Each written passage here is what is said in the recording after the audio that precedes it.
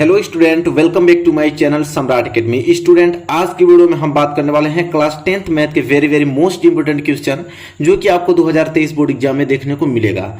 तो बहुत ही ज्यादा मोस्ट इंपोर्टेंट क्वेश्चन है, तो वीडियो को थोड़े से भी स्किप नहीं करना है, हर एक क्वेश्चन को नोट करते चलना है। तो मेरे प्यारे विद्यार्थी, वीडियो को लाइक नहीं किए तो जल्दी से आप लाइक कर दीजिए। और टारगेट इस बार हम लोग बनाए हैं 2023 में कि 90% प्लस हर एक स्टूडेंट का रहेगा। पूरा सब्जेक्ट की तैयारी अच्छे से करा रहा हूं, अब बस आप लोगों को अच्छे से तैयारी करनी है, ठीक है। तो आज हम मैथ के मोस्ट इंपोर्टेंट क्वेश्चन डिस्कस करने वाले हैं, जो कि लगातार ये प्रश्न बन रहे हैं और यही प्रश्न आप लोगों को 2023 बोर्ड एग्जाम में देखने को मिलेगा। तो इन प्रश्नों की इतनी प्रैक्टिस कर लीजिए कि जब एग्जाम हॉल में आप बैठे तो इन क्वेश्चनों को आप एकदम आसानी से सॉल्व कर ले। तो चलिए क्वेश्चन नंबर पहला पढ़ते हैं और इसे सॉल्व करते हैं, और आप साथ ही साथ नोट्स बनाने चलता है आप लोगों को, ठीक है। ये जो क्वेश्चन है आप लोगों को नोट करते चलना है, एक एक क्वेश्चन आप लोगों के लिए बहुत महत्वपूर्ण है। पहला प्रश्न है, आराम से पढ़ेंगे, हाईलाइटेड ये प्रश्न है, ठीक है, कि 2 अंकों से बनी संख्या के अंकों का योग 9 है।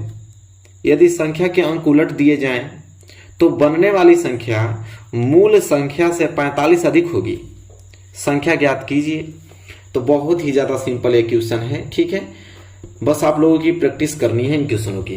तो देखिए क्या है, 2 अंकों से बनी संख्या, कोई भी संख्या बन रही है 2 अंकों से। तो ये बताइए कि कोई भी संख्या अगर 2 अंकों से बन रही है तो 2 अंकों में एक इकाई का अंक होगा, एक दाहिक अंक होगा कि नहीं होगा? बिल्कुल होगा। चलिए, उसको मालूम तो है नहीं कि इकाई का अंक क्या होगा, दाहिक अंक नहीं होता, मानना पड़ेगा उससे। तो लिखेंगे कि माना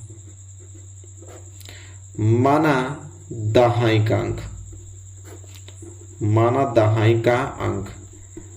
तो दाहिक का अंक हम मान लेते हैं x, ठीक है, तथा इकाई का भी तो मानना पड़ेगा, बिल्कुल, तथा इकाई का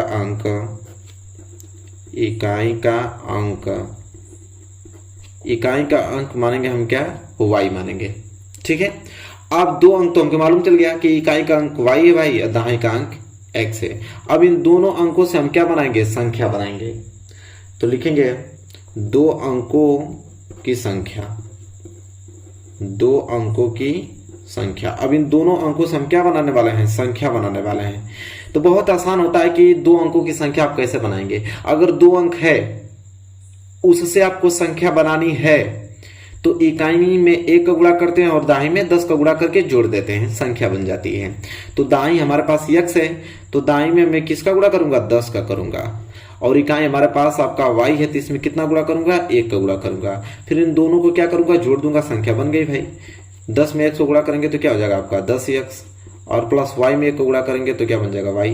तो देखिए आपकी संख्या बन गई 10x प्लस y, ठीक है। चलिए, तो 2 अंकों से बनी संख्या, तो 2 अंकों से तो संख्या बन गई।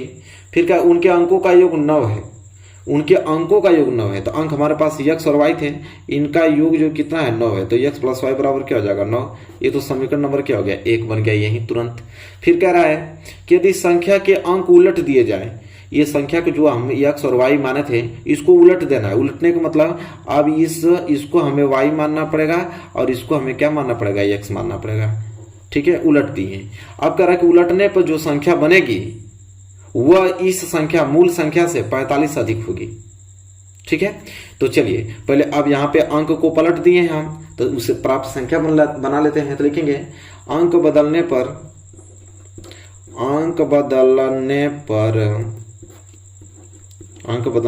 प्राप्त संख्या,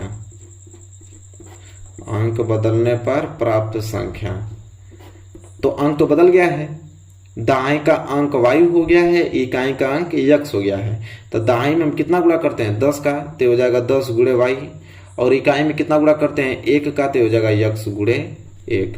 फिर दोनों को जोड़ देंगे तो हो जाएगा आपका 10 में y को गुणा करेंगे तो हो जाएगा 10y, और प्लस x में को गुणा करेंगे तो हो जाएगा x। तो अंकों को बदलने पर प्राप्त संख्या हमारे पास क्या गया, 10y प्लस क्या आ गया, x आ गया, ठीक है, कोई दिक्कत नहीं। अब यहाँ पे प्रश्न हमसे क्या बोल रहा है। प्रश्न ये कह रहा था कि यदि संख्या के अंक उलट दिए जाए तो बनने वाली संख्या मूल संख्या से 45 अधिक है। बनने वाली संख्या यह 10y और प्लस x, और मूल संख्या हमारे पास क्या है, 10x प्लस वाई। तो कह रहा है बनने वाली जो संख्या है वो मूल संख्या से 45 अधिक है। तो 45 अगर मैं इसमें जोड़ूंगा तो ये बराबर कभी नहीं होगा, क्योंकि 45 ये अधिक है, तब यह अधिक है तो इस 45 को अगर इस 45 में दे दें, मतलब यह जो 45 अधिक था अगर इसमें 45 दे दें तो ये आपस में क्या हो जाएगा, बराबर हो जाएगा। ठीक है, चलिए तो ये हो जाएगा आपका 10y और प्लस वाई इधर है तो आएगा तो माइनस वाई, और प्लस इधर बचा है आपका x, प्लस 10 इधर आएगा तो आपका माइनस 10 और बराबर इधर बच गया आपका 45। 10y में से एक y जाएगा तो बच जाएगा 9y। इधर आपका plus x minus 10x, plus x और माइनस 10x है, तो इसमें से 10x में से x घटा दूंगा तो बचेगा आपका माइनस x, बराबर क्या आ जाएगा आपका 45। 9 अगर कॉमन ले लो तो हो जाएगा आपका y माइनस x और बराबर क्या हो जाएगा 45। 9 से काट दूंगा तो 9 पाँचे 45, तो हो जाएगा y माइनस x बराबर 5। इसे मान लूंगा समीकरण नंबर दूसरा। ठीक है, यहां तक चीजें क्लियर आपको हैं, बिल्कुल हो जानी चाहिए। अब क्या करेंगे, समीकरण हमारे पास दूसरा आ गया और समीकरण हमारे पास यहाँ पे एक है। ठीक है, तो देखिए यहाँ पे आपको एक चीज दिखाई दे रही होगी, माइनस x है और यहाँ पे आपका प्लस x है, तो जोड़ेंगे तो काम बन जाएगा कि नहीं, बिल्कुल बन जाएगा। तो लिखेंगे यहाँ पे कि समीकरण 1 व 2 को जोड़ने पे, समीकरण 1 व समीकरण 2 को जोड़ने पे, 2 को जोड़ने पे, चलिए तो जोड़ लेते हैं। समीकरण 1 हमारे पास क्या है, x प्लस वाई बराबर 9, ये समीकरण 1 है, और दूसरा हमारे पास क्या है, y माइनस x बराबर 5, ये समीकरण हमारे पास दूसरा है। जोड़ने पे अब देखिए माइनस x या प्लस x कैंसिल हो जाएगा कि नहीं, बिल्कुल। एक y और ये y मिलके हो जाएगा 2y, अब बराबर 9 5 हो जाएगा आपका 14, और 2 काट देते हैं तो 2 7 14, तो y बराबर क्या आ गया आपका 7 आ गया। अब y बराबर 7 आ गया तो इस y का वैल्यू हम किसी भी समीकरण दोनों में से किसी में भी रख सकते हैं, तो आपको x की वैल्यू प्राप्त हो जाएगा। तो लिखेंगे y बराबर 7 का मान, y बराबर 7 का मान समीकरण 1 में रखने पे, 2 में रखेंगे तभी भी आ जाएगा, 1 में रखने पे। क्लियर है, चलिए समीकरण 1 क्या है, तो x प्लस वाई बराबर 9 है, तो x प्लस वाई की जगह क्या रखेंगे हम 7 बराबर 9, तो x बराबर क्या आ जाएगा 9 और प्लस 7 उधर जाएगा तो माइनस 7, तो x बराबर क्या आ जाएगा 9 में 7 जाएगा तो 2, तो x बराबर क्या आ गया आपका 2 और y बराबर 7। तो हमसे पूछा है कि संख्या क्या होगी, तो अभीष्ट संख्या, अभीष्ट संख्या, संख्या पूछ रहा है मतलब मूल संख्या, तो मूल संख्या क्या था हमारा 10x प्लस वाई, यही तो था। तो ये हो जाएगा 10 और गुणे x का वैल्यू क्या है यहाँ पे 2 और प्लस y की वैल्यू क्या है 7, तो 10 दूनी के 20 और प्लस 7 बराबर क्या आ गया 27, तो वह संख्या क्या हो जाएगी 27 हो जाएगी। तो देखिए बिल्कुल आसान था और क्वेश्चन बहुत ज्यादा इंपॉर्टेंट है। ठीक है, इसको तैयार करके जाना है आप लोगों को, 1 बार 2 बार 3 बार 5 बार जितना हो सके इसकी प्रैक्टिस करके ही आपको जानी है। तो आई होप क्लियर हो गया होगा पहला प्रश्न। तो मेरे प्यारे विद्यार्थियों पहला प्रश्न क्लियर हो गया है, जल्दी से इसको नोट कर लीजिए और ध्यान से आप लोगों को प्रैक्टिस करना है। ठीक है, चलिए अब हम बढ़ेंगे अगले क्वेश्चन की ओर, क्वेश्चन नंबर दूसरे की तरफ। चलिए क्वेश्चन नंबर दूसरा देख लेते हैं। देखिए बहुत ही ज्यादा मोस्ट इंपोर्टेंट क्वेश्चन नंबर दूसरा है कि एक समीकरण दे देगा, आपको कहेगा कि पूर्ण वर्ग बनाकर हल कीजिए। यह प्रश्न जरूर पूछे जाएगा, ठीक है, हर बार पूछता है। तो चलिए आप लोगों को मैं बताता हूं कि कोई भी समीकरण है तो उसको पूर्ण वर्ग बनाकर कैसे हल करते हैं। ठीक है, तो देखिए एक समीकरण दिया हुआ है हमें कि 6x स्क्वायर माइनस x और माइनस 1 बराबर 0 को पूर्ण वर्ग बनाकर हल करना है। तो देखिए सबसे पहले स्टेप क्या होता है पहले सीखिए। पहले सबसे पहले आप क्या काम करेंगे, तो सबसे पहले हम क्या करेंगे कि जो x स्क्वायर का गुणांक होता है, x स्क्वायर का गुणांक होता है ना, उसको हमें 1 बनाना होता है। x स्क्वायर के गुणांक को हमें क्या बनाना होता है 1। जैसे यहाँ पे x स्क्वायर का गुणांक हमारे पास 6 है, अब इस 6 को हमें बनाना है 1, तो कैसे बनेगा, तब तक इसमें 6 का भाग नहीं देंगे तब तक 1 बनेगा नहीं। तो चलिए इसमें सब में 6 का भाग देंगे, तो हो जाएगा 6x स्क्वायर, तो यहाँ बटे 6 माइनस x, तो इसके बटे में 6 माइनस 1, तो इसके बटे में भी 6 बराबर क्या हो जाएगा 0, इसके बटे में भी 6 कर देंगे। ठीक है, तो यहाँ पे देख रहे हैं तो 6 से 6 कैंसिल, तो हो जाएगा x स्क्वायर माइनस यहाँ पे 1 छिपा होता है सबको मालूम है, तो हो जाएगा 1 बटे 6 x, अब माइनस 1 बटे क्या हो जाएगा 6 और बराबर 0/6 का मतलब ये क्या होता है 0 होता है। यहाँ तक तो सारी चीजें क्लियर है। चलिए अब पहला स्टेप मालूम चल गया ना, आप देखिए एक्स स्क्वायर गुणा यहाँ पे 1 बन गया, क्लियर है। दूसरा स्टेप क्या करते हैं, ये स्टेप नंबर पहला था, ये स्टेप फर्स्ट। अब स्टेप ये क्या है सेकेंड। स्टेप सेकेंड क्या होता है कि यक्स का गुणांक, अब किसको देखना है हमें, यक्स के गुणांक को, तो यक्स के गुणांक का आधा, यक्स के गुणांक का हम आधा करेंगे, फिर उसका क्या करेंगे वर्ग करेंगे, और वर्ग करने के बाद जोड़ेंगे और क्या करेंगे घटाएंगे। तो यक्स का गुणांक हमारे पास क्या है 1/6, तो 1/6 का हम आधा करेंगे, तो आधा का मतलब 1/2 से क्या कर देंगे गुणा कर देंगे, तो हो जाएगा आपका 1/12। तो 1/6 का आधा क्या हो गया 1/12 हो गया, ठीक है। चलिए अब 1/12 का वर्ग करना है, तो 1/12 का वर्ग करेंगे तो ये हो जाएगा 1/12 का क्या वर्ग। अब यही वर्ग एक बार जोड़ेंगे एक और घटाएंगे, तो लिखेंगे एक्स स्क्वायर माइनस 1/6x और माइनस के 1/6, और एक बार जोड़ देता हूं मैं 1/12 का होल स्क्वायर, और एक बार घटा देता हूं 1/12 का होल स्क्वायर, और बराबर क्या बच गया इधर 0। यहां तक कोई दिक्कत नहीं होना चाहिए। तो हो जाएगा आपका क्या एक्स स्क्वायर माइनस, अब करना हमें कि एक्स स्क्वायर और इधर बच गया 1/6x। देखिए माइनस 1/6 है, उधर आएगा तो क्या हो जाएगा प्लस 1/6, और ये आपका प्लस 1/12 का होल स्क्वायर, ऐसे ही रहने दीजिए। ये माइनस 1/12 का होल स्क्वायर इधर पे देंगे तो ये हो जाएगा प्लस के 1/12 का क्या हो जाएगा होल स्क्वायर, और इधर बीच में बराबर आपका लग गया। तो यहां से यहां तक जी देखिए आप लोग, तो देखिए यहां से दो चीजें होंगी, या तो वो a प्लस बी का होल स्क्वायर होगा, या तो वो a माइनस बी का होल स्क्वायर होगा, ठीक है। अगर यहाँ पे प्लस और यहाँ पे भी दोनों प्लस रहता तो आपका a प्लस बी का होल स्क्वायर होता। अगर इन दोनों में से कोई भी एक माइनस है तो हो जाएगा a माइनस बी का होल स्क्वायर। तो देखिए यहाँ पे माइनस हो गया ना, मतलब ये मालूम चल गया कि ये आपका x और माइनस ये हो गया आपका 1/12, इसका क्या है होल स्क्वायर दिया हुआ है। ये जो आपका यहां से लेके यहां तक है वो x माइनस 1/12 का क्या दे रखा है होल स्क्वायर दे रखा है, ठीक है। बराबर ये क्या हो जाएगा आपका 1/6 और प्लस 1 का स्क्वायर करेंगे तो 1 और 12 का स्क्वायर करेंगे तो 144 हो जाएगा, ठीक है। अब इसे हल करेंगे तो x माइनस 1/12 का क्या है आपका होल स्क्वायर बराबर, इसे हल करेंगे तो क्या हो जाएगा 144, ठीक है 144 हो जाएगा।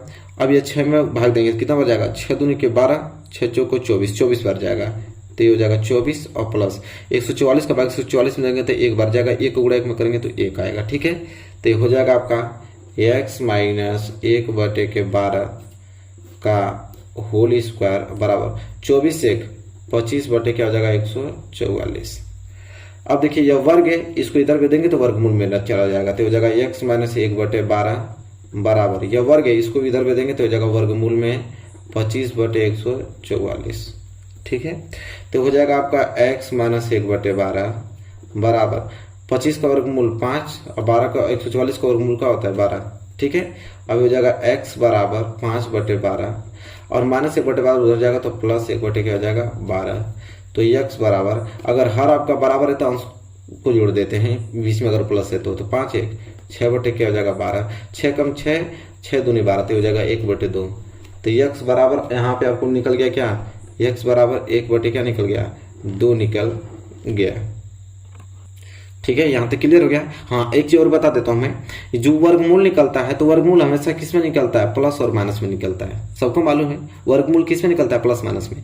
तो यहाँ पे हमने क्या लिया था प्लस लिया था, एक केस और बनेगा यहाँ पे कि अगर इसको मैं इसी तरह रखूँ x माइनस 1/12 बराबर, अब इसको प्लस नहीं लेता हूँ मैं माइनस लेता हूँ तो हो जाएगा -5 क्या हो जाएगा 12, क्योंकि यह प्लस लिया था तो इतना आंसर आया था, ठीक है, क्योंकि वर्गमूल प्लस माइनस में निकलता ही है।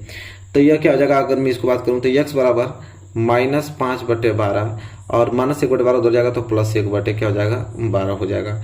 तो x बराबर नीचे दोनों बराबर है तो नीचे तो 12 ही रहने वाला है, -5 + 1 माइनस के क्या होता है 4, तो 4 एकम 4 4 × 12 तो -1 कितना आ जाएगा 3। तो दो वैल्यू आ गया, एक तो x बराबर 1/2 और दूसरा x बराबर -1/3। तो आई होप आपको क्लियर हो गया होगा कि पूर्ण वर्ग से हम किसी भी समीकरण को कैसे हल करते हैं। तो देखिए पूर्ण वर्ग बनाकर हम किसी समीकरण को कैसे हल करते हैं। पहले तो x स्क्वायर के गुणांक को 1 बनाते हैं, इसके बाद x के गुणांक का आधा करके फिर उसका वर्ग करके जोड़ते और घटाते हैं। ठीक है, इसके बाद पूरी कैलकुलेशन करके यहाँ पे आंसर प्राप्त कर लेते हैं। तो आई होप क्लियर हो गया होगा आप लोगों को। ठीक है, कोई डाउट नहीं होना चाहिए। चलिए यहाँ तो सारी चीजें क्लियर हैं। अब हम बढ़ेंगे अगले प्रश्न की तरफ, अब प्रश्न नंबर तीसरे की तरफ। चलिए प्रश्न नंबर तीसरा देख लेते हैं। देखिए प्रश्न नंबर तीसरा को स्टार बना लीजिए। ठीक है, उसके पहले भी जो बनाया था ना उसको स्टार बना लीजिएगा, क्योंकि यह प्रश्न आपको देखने को मिलता है। ठीक है, जरूर मिलेगा आप लोगों को। अब यहाँ पे डायरेक्ट बोल दिया कि सूत्र का प्रयोग करते हुए समीकरण को हल कीजिए। तो अब कोई सोचेगा कि कौन सा सूत्र का प्रयोग करके भाई समीकरणों को हल करने के लिए बोला है। तो ये आपका द्विघात समीकरण है। क्या आपका द्विघात, देखिए 2 की घात सबसे ज्यादा है, द्विघात समीकरण है। अब वो कह रहा है कि सूत्र का प्रयोग करते हुए इस समीकरण को हल करना है। तो सूत्र हम लगाएंगे श्रीधराचार्य वाला सूत्र, श्रीधराचार्य का नियम। ठीक है, क्या बोलते हैं, श्रीधराचार्य सूत्र। अब श्रीधराचार्य सूत्र से हम लोग क्या करेंगे, इस द्विघात समीकरण को हल करेंगे। श्रीधराचार्य सूत्र होता है आपका x बराबर माइनस के b और प्लस माइनस करड़ी में b स्क्वायर माइनस 4ac और पूरे के बटे में 2a होता है। ठीक है, चलिए तो सबसे पहले इस सूत्र में हम लोग किसकी वैल्यू निकालेंगे, a की, b की और c की, तभी तो यहाँ पे पुटअप करेंगे। तो देखिए आपको समीकरण दे रखा है यहाँ पे 6x स्क्वायर माइनस के 7x फिर माइनस के 5 बराबर 0। ये आपका द्विघात समीकरण है। द्विघात समीकरण का इक्वेशन क्या होता है, तो होता है ax स्क्वायर प्लस bx और प्लस c बराबर 0। ये द्विघात समीकरण का इक्वेशन होता है।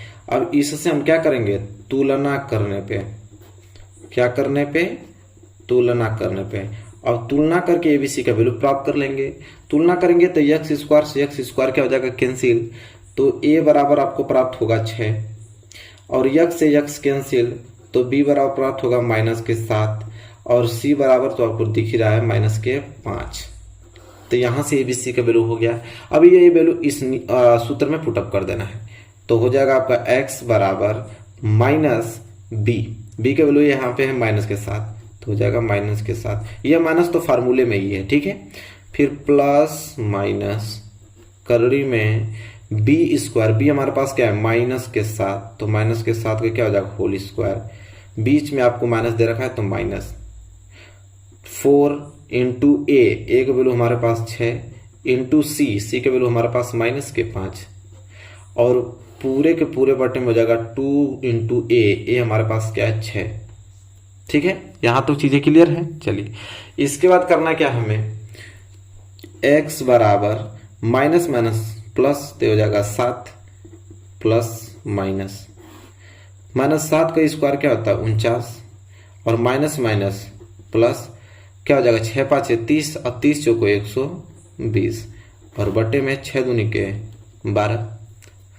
तो हो जाएगा x बराबर 7 और प्लस माइनस 9 और 4 2 6 और 1 169 बटे क्या हो जाएगा 12।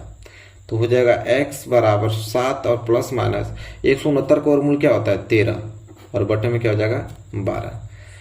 अब यहाँ पे x बराबर 7 प्लस लेंगे तो हो जाएगा प्लस 13 बटे 12 और एक क्या होगा x बराबर 7 माइनस लेंगे तो हो जाएगा माइनस 13 बटे 12। तो x की 2 वैल्यू आती है।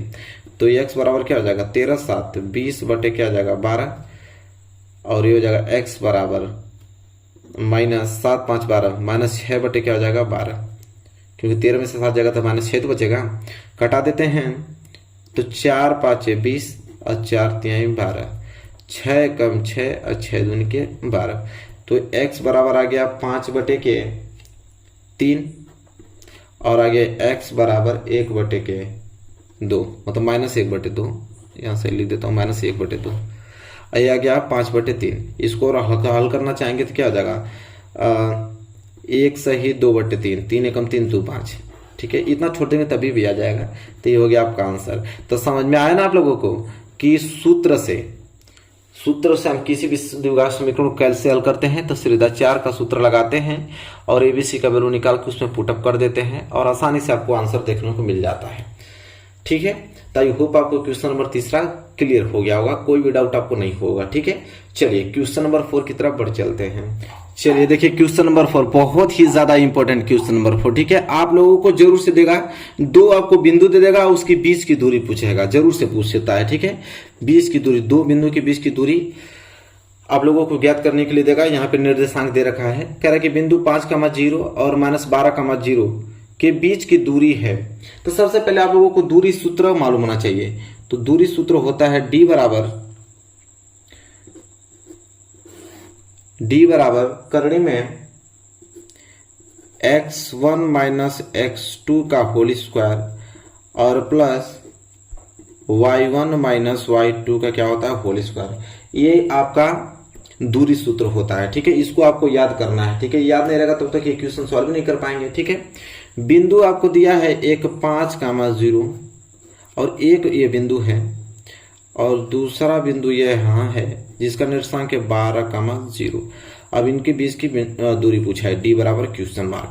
ठीक है, देखिए ये जो होता है ना, ये होता है x1 और ये होता है y1, ये आपका x2 और ये आपका y2। ठीक है, अब बस इसी फॉर्मूले में पुटअप कर देना, आपका आंसर आपके सामने होगा। तो D बराबर करणी में x1 हमारे पास क्या है 5 माइनस के x2 हमारे पास है माइनस के 12। अब इन दोनों का क्या हो जाएगा, होल स्क्वायर और बीच में प्लस। y1 हमारे पास क्या है 0 माइनस y2 हमारे पास क्या है 0, इसका होल स्क्वायर। ठीक है, तो यहाँ पे हो जाएगा D बराबर √5 माइनस माइनस प्लस 12 का क्या हो जाएगा, होल स्क्वायर और प्लस 0 में से 0 गया तो 0, तो ये हो जाएगा 0 का होल स्क्वायर। ठीक है, तो हो जाएगा D बराबर 12 5 17 का क्या हो जाएगा, होल स्क्वायर और प्लस 0, तो ये हो जाएगा D बराबर 17 का क्या होता है 289 और प्लस 0, तो हो जाएगा D बराबर 289 में 0 जोड़ेंगे तो 289, तो D बराबर क्या हो जाएगा 289 का वर्गमूल क्या होता है 17, तो 17 इकाई, क्योंकि इसकी कोई यूनिट नहीं है तो क्या लिखते हैं, इकाई लिखते हैं। तो 2 बिंदु की यहाँ पे जो बिंदु दिया था 5,0 और -12,0 उनके बीच की जो दूरी होगी वो 17 इकाई होगी। ठीक है, तो यह फार्मूला इंपॉर्टेंट है, ये फार्मूला आपको याद होना चाहिए। इसके बाद इस फार्मूले पे आप पुटअप कर देंगे, उसकी वैल्यू आराम से आंसर निकल जाएगा। ठीक है, तो ये क्वेश्चन बहुत इंपॉर्टेंट है। ठीक है, स्टार आप लोग बना लीजिए, स्टार इसलिए कर रहा हूं, एक नोट्स बना लीजिए, उसमें इन क्वेश्चनों को नोट करते जाइए। ठीक है, इसके बाद यहां से प्रश्न बनता है, ये वाला प्रश्न, इसको भी स्टार बना लीजिए। यह प्रश्न बनता है, क्या बनता है कि बिंदु दिया है -2,6 और एक बिंदु दिया है -2,10 को मिलाने वाले रेखाखंड के मध्य बिंदु के निर्देशांक होंगे। करा इन दोनों को मिलाने वाले रेखाखंड के मध्य बिंदु का निर्देशांक। तो देखिए इसका एक फार्मूला होता है, जब भी आपको मध्य बिंदु के निर्देशांक पूछे तो इसका फार्मूला होता है। अब फार्मूला क्या होता है उसको मैं लिखवा देता हूं कि जब भी मध्य बिंदु का निर्देशांक पूछता है तो सूत्र बराबर यहां पे लिख लीजिए। फार्मूला होता है x बराबर x1 प्लस x2/2 और y बराबर y1 प्लस y2/2। अगर क्या पूछे मध्य बिंदु का निर्देशांक पूछे तब यह फार्मूला आपको अप्लाई करना है। तो सिंपल है, आपको दिया है -2,6 और एक दिया आपको -2,10। आपको तो मालूम हो ही गया है कि ये क्या होता है x1, ये क्या होता है y1, ये क्या होता है x2, ये क्या होता है y2। बस वैल्यू तो पुटअप करना है। तो यहाँ x बराबर क्या हो जाएगा x1 प्लस x2। x1 हमारे पास क्या है -2, x2 क्या हमारे पास, देखिए x1 आपका -2, बीच में आपका प्लस है तो प्लस लगा देंगे, फिर आपका है x2 हमारा फिर आपके पास आ गया -2 और बटे में 2, तो हो जाएगा x बराबर -2 प्लस माइनस। ठीक है, तो ये हो जाएगा x बराबर -2 -4/2 कैंसिल होगा, तो x बराबर क्या आ जाएगा -2 आ जाएगा। सिंपल। चलिए, और ये क्या हो जाएगा y बराबर, तो y बराबर y1 क्या है भाई, तो y1 6 और y2 क्या है 10 और बटे में 2, तो y बराबर क्या हो जाएगा 10 6 16/2। तो यहाँ से 2 से कटाएंगे तो 2 8 है 16, तो y बराबर आपका आ जाएगा 8। तो जैसा देख पा रहे हैं x बराबर -2 और y बराबर 8। ठीक है, तो यहाँ मध्य बिंदु के निर्देशांक हो गया। ठीक है, तो यहाँ लिख देंगे, इसलिए मध्य बिंदु का निर्देशांक। तो कोई निर्देशांक जानते हैं कैसे लिखते हैं? कोई पूछे कि निर्देशांक लिखते हैं तो पहले यक्स अक्ष लिखते हैं, इसके बाद वाई अक्ष लिखते हैं। तो यक्स बराबर -2 वाई बराबर 8, तो हो जाएगा 2,-2,8। ये ना कि पहले वाई को लिखें, नहीं, पहले यक्स को लिखते हैं, इसके बाद ही वाई को लिखते हैं। मतलब यक्स आपका भुज होता है, वाई आपकी कोटि होती है, पहले भुज लिखते हैं, इसके बाद कोटि लिखते हैं, तो इसलिए -2 और 8। ठीक है, तो आई होप आपको क्लियर हो गया होगा, यहाँ तक कोई डाउट नहीं होना चाहिए। तो मेरे प्यारे विद्यार्थियों, 5 महत्वपूर्ण प्रश्न आप लोगों को डिस्कस किया हूँ, इसमें से जरूर पांचों के पांचों क्वेश्चन टेकअप होते हैं आपके एग्जाम में। तो आई होप क्लियर हो गया होगा। तो वीडियो पसंद आए तो लाइक कीजिए, और चैनल पर नए तो चैनल को सब्सक्राइब करके बेल आइकन को प्रेस कर लीजिए। मिलेंगे एक प्यारे से नेक्स्ट वीडियो में, तब तक के लिए धन्यवाद।